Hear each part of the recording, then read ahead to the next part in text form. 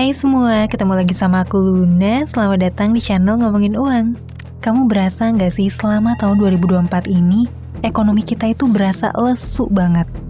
Mulai dari daya beli masyarakat yang menurun, dagangan pada sepi, sampai PHK yang terjadi di mana-mana. Dan aku yakin sebagian dari kamu yang nonton ini, ada yang tabungannya tergerus terus buat kebutuhan sehari-hari. Karena memang berdasarkan laporan terbaru dari Lembaga Penjamin Simpanan, ada penurunan signifikan rata-rata saldo tabungan masyarakat. Dari yang tadinya tuh sempat mencapai 3 juta rupiah di tahun 2019, sekarang merosot tajam sampai cuma 1,8 juta rupiah per April 2024. Artinya apa? Aset tabungan masyarakat mengalami penurunan sebesar 40% dalam 5 tahun terakhir. Di sisi lain, kita juga ngerasain adanya lonjakan angka pengangguran di berbagai wilayah di Indonesia. Bahkan Jakarta yang merupakan pusat ekonomi nasional, itu tuh tercatat mengalami peningkatan angka pengangguran sampai 1000%. Di daerah lain bahkan ada yang lebih parah lagi. Misalnya tuh di Bangka Belitung yang kenaikan penganggurannya sampai 4000%. Dan ini tuh baru yang tercatat resmi aja. Belum termasuk para pekerja sektor informal kayak freelancer dan juga mitra driver atau pedagang online yang usahanya tuh seret tapi nggak tercatat sama pemerintah. Buat kamu yang berperan sebagai pekerja profesional, pedagang, pekerja lepas, atau pelaku ekonomi apapun, berasa juga nggak sih perlambatan ekonomi yang signifikan di tahun ini? Tapi anehnya, kamu bisa lihat berita belakangan ini banyak yang bilang kalau laporan ekonomi tahun 2024 tuh tumbuh sebesar 5,05%. Kalau misalnya dibandingin sama tahun 2023, kok bisa gitu ya? Dalam laporannya naik, tapi kenyataan di lapangannya nggak berasa tumbuh. Nah, kalau kamu perhatiin laporannya lebih detail, kita bisa ngelihat dua hal. Yang pertama, komponen yang ngalamin pertumbuhan signifikan di tahun 2024 ini tuh bukan dari aspek konsumsi, tapi dari government spending atau pengeluaran pemerintah. Khususnya itu di laporan kuartal pertama tahun ini. Dan kalau ditelusuri lebih jauh lagi, pengeluaran yang tiba-tiba naik ini disebabkan sama pengadaan bantuan sosial atau bansos yang gede banget sepanjang awal tahun 2024. Di sisi lain, kita juga ngelihat laporan dari konsumsi masyarakat mungkin gak turun-turun banget. Tapi masalahnya kalau kita cross-check ke laporan LPS, saldo tabungan masyarakat terus menurun. Artinya apa? Artinya masyarakat terpaksa menggerus tabungan mereka buat bisa menjaga gaya hidup khususnya buat menuhin kebutuhan pokok.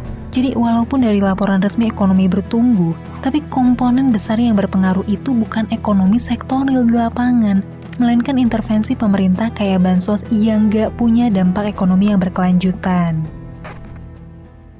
Di sisi lain, menurut Kementerian Ketenagakerjaan, sektor yang paling banyak ngelakuin PHK massal selama tahun 2024 ini justru sektor padat karya, khususnya industri tekstil.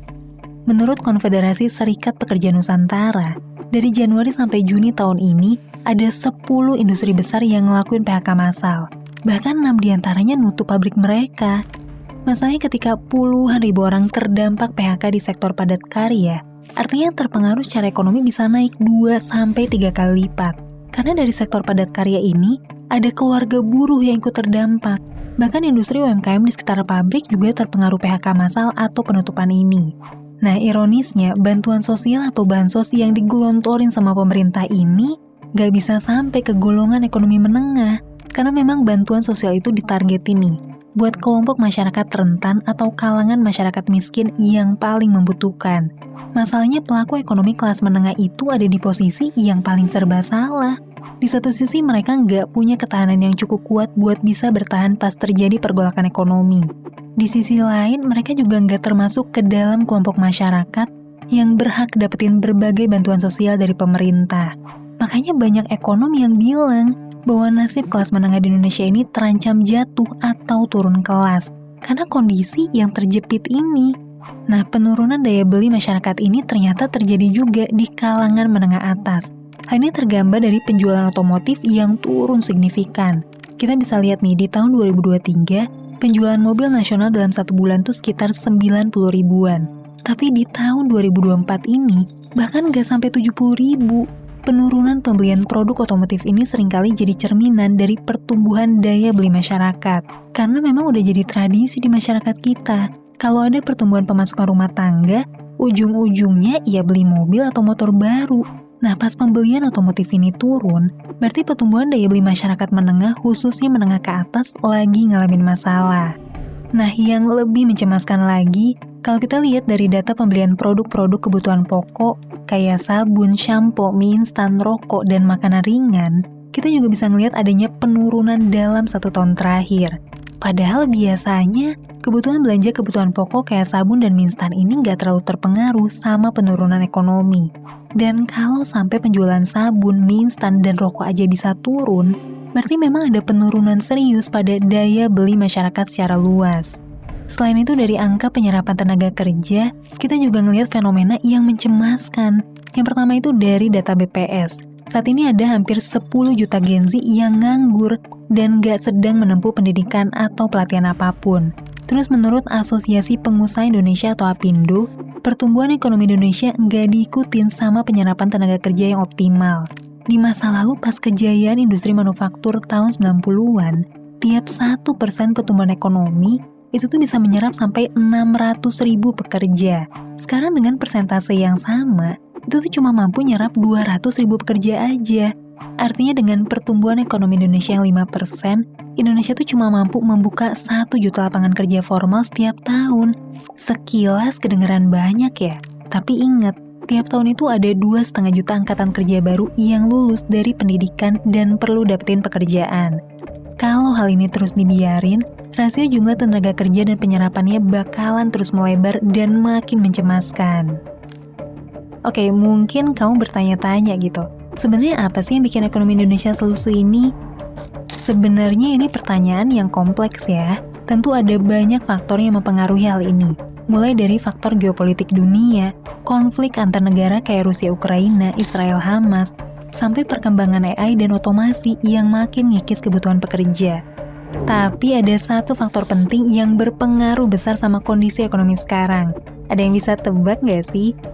Yap, itu adalah suku bunga bank. Loh, kenapa ya suku bunga bank bisa berpengaruh besar?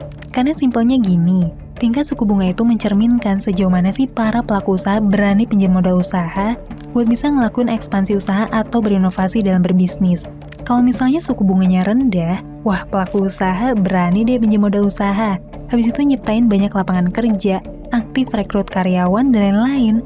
Masalahnya saat ini suku bunga Indonesia juga emang lagi tinggi-tingginya. Jadi para pengusaha juga nggak ada yang berani gitu ya buat ngelakuin ekspansi bisnis.